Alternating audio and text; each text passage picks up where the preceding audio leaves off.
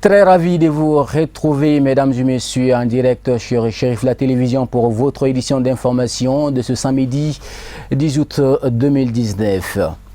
À la une de l'actualité, tout d'abord, direction la deuxième région administrative du Mali, Koulikoro. Les ministres de la Sécurité intérieure et de la Protection civile, accompagnés du président de l'Assemblée nationale du Mali et le maire de la commune urbaine de Koulikoro, ont procédé ce vendredi 9 août à la pose de la première brigue du deuxième commissariat de police de la ville de Koulikoro. Cette cérémonie de portée historique a enregistré d'énormes personnalités politiques, administratives, chefs coutumiers, leaders religieux de la cité du Méguétan, tous venus pour être témoins de ce geste longtemps souhaité par la population. Voyons tout cela avec nos envoyés spéciaux, Samaïra Sanogo, Abdoulaye Sogodogo. Créée le 9 avril 1958, une population estimée à plus de 50 000 habitants pour 11 quartiers avec une superficie de 22 135 hectares et une longueur de 14 km de Kayo à Katibougou, Koulikoro, la deuxième région administrative du Mali, n'avait jusque-là qu'un commissariat de police. Depuis les événements de 2012, notre pays connaît un accroissement sensible des menaces sécuritaires, notamment dans la région de Koulikoro. D'où la nécessité d'un second commissariat de police. L'honneur me revient en ce jour mémorable de prendre la parole au nom des populations de la commune urbaine de Koulikoro et environ pour vous souhaiter la bienvenue et un agréable séjour à Koulikoro.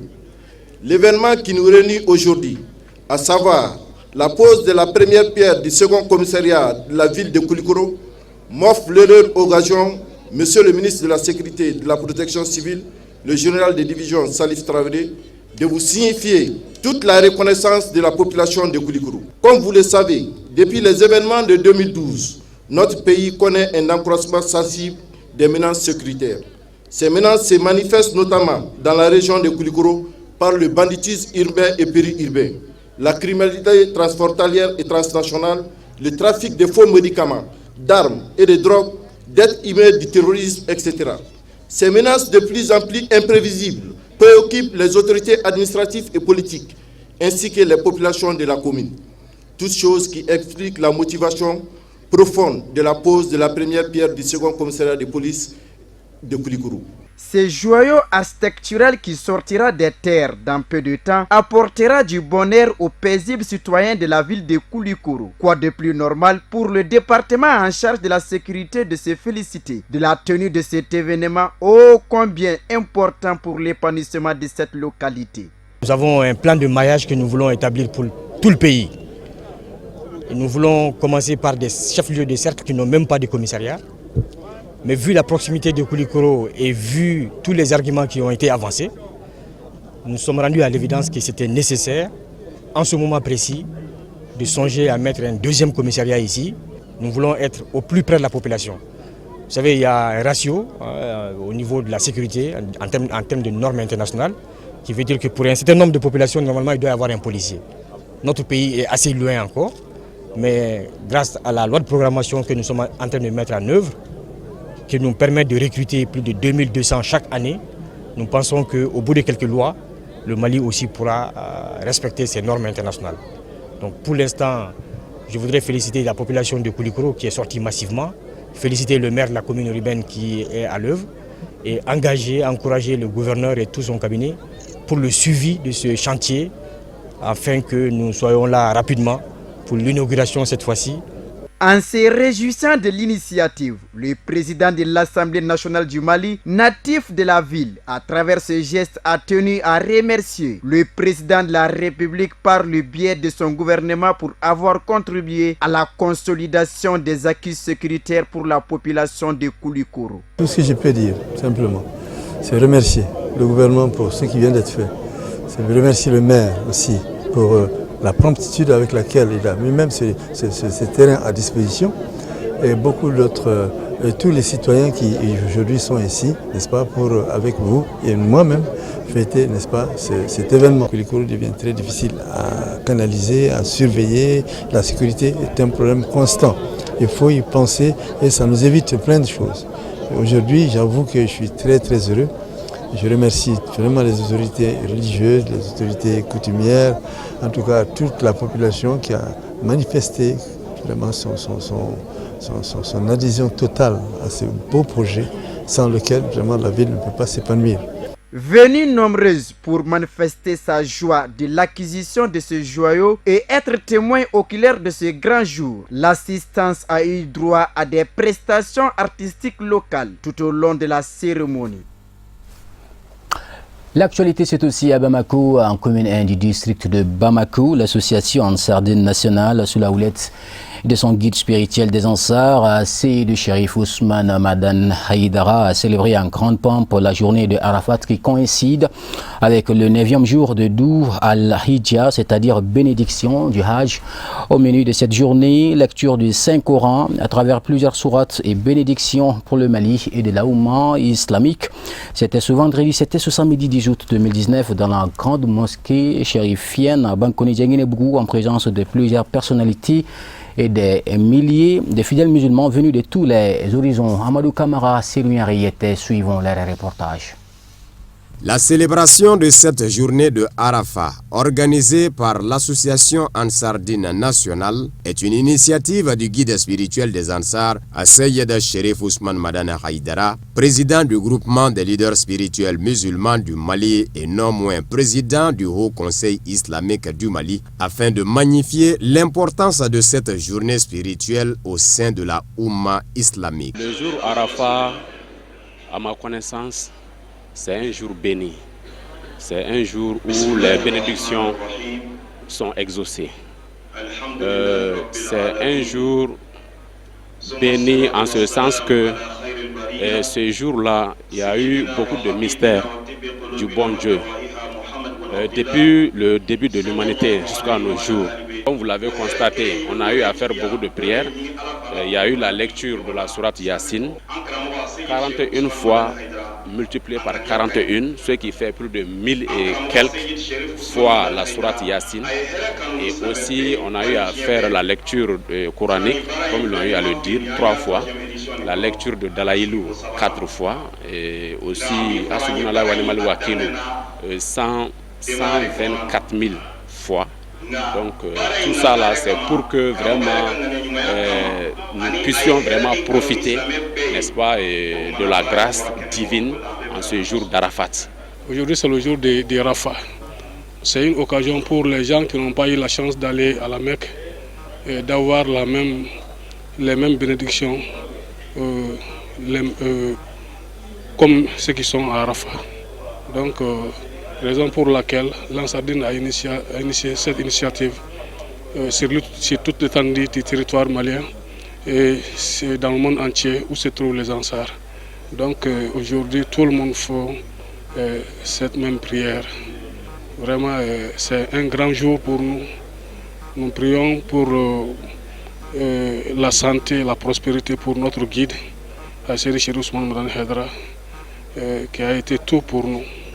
Plusieurs personnalités présentes à la cérémonie ont exprimé leur sentiment de joie et de reconnaissance à l'endroit du guide spirituel des Ansar, son éminence Seyyid Cherif Ousmane Madan Haïdara, pour avoir initié une telle journée. Aujourd'hui, nous sommes dans la mosquée des Ansar, chez le guide Seyyid Cherif Ousmane Madan Haïdara, à rassembler en commémoration de la journée d'Arafat, qui est une journée bénie. Une journée au cours de laquelle se tient la journée de Arafat où les fidèles se rendant au pèlerinage vont pour le Hajj. Et aujourd'hui, nous invoquons le Tout-Puissant en même temps que ces esclaves qui, par piété, se sont rendus au mont Arafat pour l'implorer afin que Allah pardonne nos péchés et qu'il absolue nos péchés, qu'il agrée nos prières, nos invocations, nous fasse grâce ici-bas et nous réserve le paradis et nous fasse le paradis à l'au-delà. Présenter mes hommages au shérif qui est en même temps le président du Haut Conseil. Donc pour moi, c'était un honneur, un privilège d'être là et nous allons l'accompagner. Nous savons qu'il y a une autre structure à Koutchala et nous voulons faire en sorte que cette santé à la base devienne une réalité pour les populations qui souffrent. A noter que cette journée est l'occasion pour toutes les communautés musulmanes de prier le Tout-Puissant Allah par le biais des invocations du jeûne pour se faire pardonner en vue d'obtenir l'expiation des péchés de l'année écoulée ainsi que ceux de l'année à venir. Bien, c'était la voix de Moussa Fomba. Maintenant, on s'intéresse au volet festif dans ce journal. À l'occasion de la fête des Tabaski, le Haut Conseil islamique du Mali a procédé à une remise de vivres et des habits aux déplacés de la région de Mopti, se trouvant à Niamana, en commune 6 du district de Bamako, pour un coût global de 6 millions de francs CFA. C'était le jeudi 8 août 2019. Reportage Boubacar Traoré, nous connaît. Cette donation concerne plus de 350 familles déplacées à Bamako, venues du centre du pays en raison de la crise sécuritaire qui prévaut. Ces dons sont composés entre autres de tonnes de riz, de cartons d'huile et plusieurs habits pour un coût s'élevant à 6 millions de francs CFA. Ces gestes humanitaires s'inscrivent en droite ligne des activités du Haut Conseil islamique du Mali. L'imam nous a beaucoup aidé, a aidé beaucoup le Haut Conseil islamique. Hier, on a reçu une somme de 6 millions, plus beaucoup des habits. Et aujourd'hui, nous sommes à Niamana pour la distribution.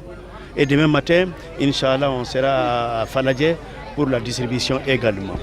Donc nous sommes là avec 7 tonnes de riz et 5 litres d'huile pour chaque personne. Donc le tout pour tout, 35 cartons d'huile. Et nous avons plus de 2 à 3 tonnes d'habits, bien triés entre les enfants, les femmes et les personnes âgées. Donc l'objectif aujourd'hui, c'est qu'on a forcé les choses pour que nos parents qui sont là, les déplacés qui sont là, qui sont venus du centre, fêtent avec nous la fête des Tabaski comme tous les musulmans, comme tous les Maliens, sans distinction. Voilà l'objectif visé pour cette organisation cet après-midi. Et nous remercions tous les Maliens. Les Maliens sont très bons, sont très très bons. Parce que dès qu'on a lancé l'appel, ils ont répondu à nos appels. Et nous continuons à lancer les appels à tous les donateurs, à toutes les bonnes volontés, à tous les musulmans, à tous les Maliens, sans exception, sans distinction. Tout ce qu'ils ont comme moyen de nous secourir avec ces moyens-là, en matériel comme en argent liquide. Et nous sommes là à leur service et au service de l'humanité et des hommes et les femmes, des enfants qui sont des Maliens comme nous tous. Le Haut Conseil islamique du Mali ne compte pas s'arrêter là car il envisage d'autres actions humanitaires pour se déplacer. Bonne action salvatrice du Haut Conseil islamique du Mali. Restons toujours dans le même registre festif. Vous le savez, nous sommes juste à 24 heures de la fête de Tabaski. Le grand marché bat son plein dans la capitale Bamako. Une de nos équipes de reportage est allée pour savoir comment les activités se passent, dirigée par Marietou Diallo et Sama Traoré.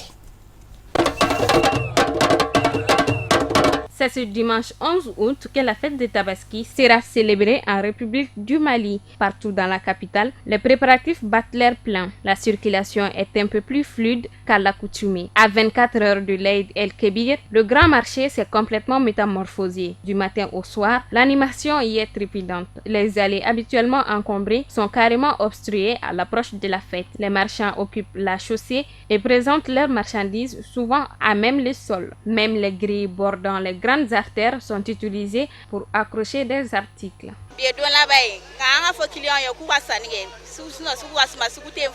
Les clients ont peur de venir acheter.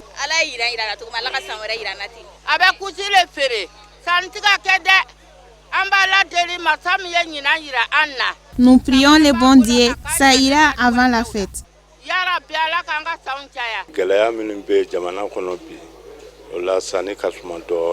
Il n'y a pas de marché, les gens n'ont pas les moyens. Bonne fête à tout le monde.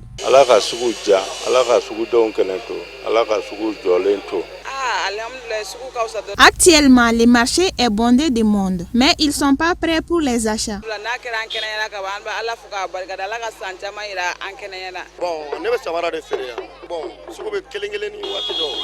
Je vends des chaussures pour femmes. Mes marchandises sont étalées à même le sol. je vends pour subvenir à mes besoins, c'est mieux que voler.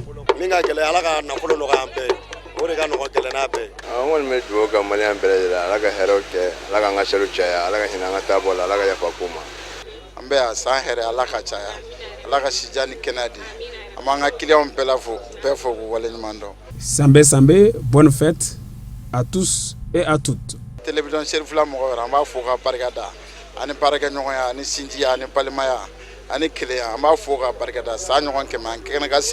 Bonne fête des moutons à tous et à toutes.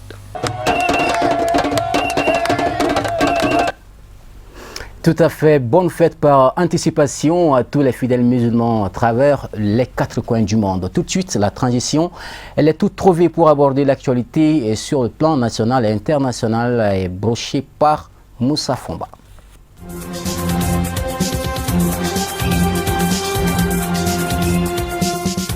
Le mouvement de Charles Blé Goudé, devenu parti, le COJEP, va tenir son premier congrès le 17 août à Abidjan pour désigner à sa tête l'ancien chef des jeunes patriotes de Côte d'Ivoire, récemment acquitté de crimes contre l'humanité. Quel COJEP pour une Côte d'Ivoire libre et démocratique? Tel est le thème dont devraient débattre les participants au congrès. Ils pourront écouter par vidéoconférence un message de M. Blé Goudé en liberté sous caution après 5 ans de prison. Le congrès, prévu pour s'achever le 18, pourrait désigner Charles Blé Goudé comme président du COJEP et lui donner mandat de participer au futur scrutin, y compris à la présidentielle de 2020, a expliqué à l'AFP Boadi Amon, un militant venu de la Belgique pour y participer. L'ancien chef controversé des jeunes patriotes de Côte d'Ivoire se voit un destin présidentiel dans son pays. Dans un entretien à l'AFP fin mai, M. Blé Goudé avait indiqué qu'il ne serait candidat à rien en 2020, l'année de la prochaine élection présidentielle.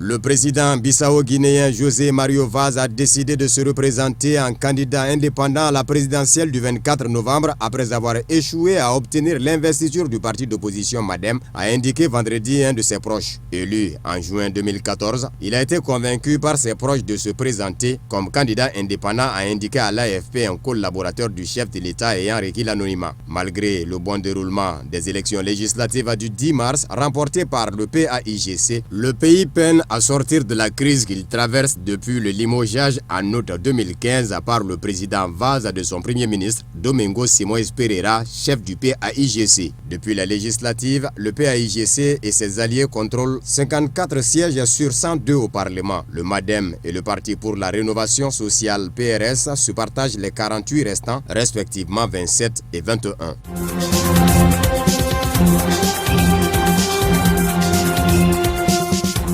Le fils de l'ancien président sénégalais Abdoulaye Wade Karim, qui vit en exil au Qatar, va occuper un poste clé du Parti démocratique sénégalais, PDS, dirigé par son père selon un communiqué du parti. Il est le secrétaire général adjoint du PDS chargé de l'organisation, de la modernisation et de l'élaboration des stratégies politiques du parti, indique ce communiqué publié vendredi soir et signé de son secrétaire général national Abdoulaye Wade. En procédant à une refonte de la direction du PDS, l'ex-président sénégalais âgé de 93 ans a promu son fils et ses proches en écartant selon certains membres des personnalités considérées comme dissidentes. C'est en particulier le cas du numéro 2 du parti, Oumar Sarr, qui, après la réélection du chef de l'État Macky Sall en février, avait accepté de participer à un dialogue national rejeté par Abdoulaye Wade.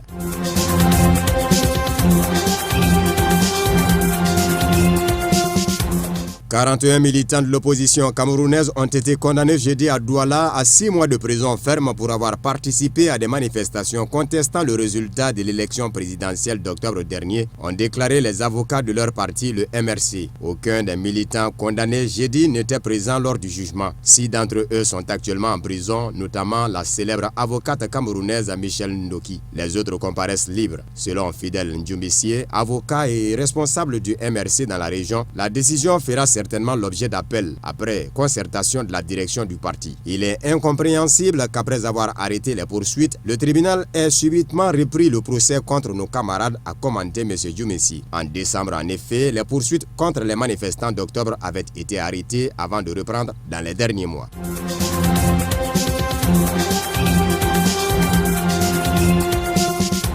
Près de 100 personnes ont déposé un dossier de candidature pour la présidentielle anticipée en Tunisie dans l'espoir de succéder à Béji Caïd Essebsi, le premier chef d'État démocratiquement élu au suffrage universel dans ce pays, pionnier du printemps arabe. Deux figures de la vie politique, le premier ministre Youssef Chahed et le président par intérim du Parlement Abdel Fattah Mourou, ont déposé leur dossier au dernier jour des inscriptions, entourés par plusieurs dizaines de leurs partisans. Youssef Chahed a affirmé à la presse qu'il ne prévoyait pas de démissionner de son poste. Celui qui veut ma démission veut le report des élections et ma démission veut dire la démission du gouvernement, a-t-il souligné. Monsieur Mourou était de son côté accompagné de Rachid Ghanouchi, chef du parti islamiste Ennahda, ainsi que par d'autres responsables de cette formation. Âgé de 71 ans, Monsieur Mourou remplace temporairement le président du Parlement Mohamed Ennasser, devenu chef d'État par intérim après le décès le 25 juillet du président Béji Caïd Essebsi.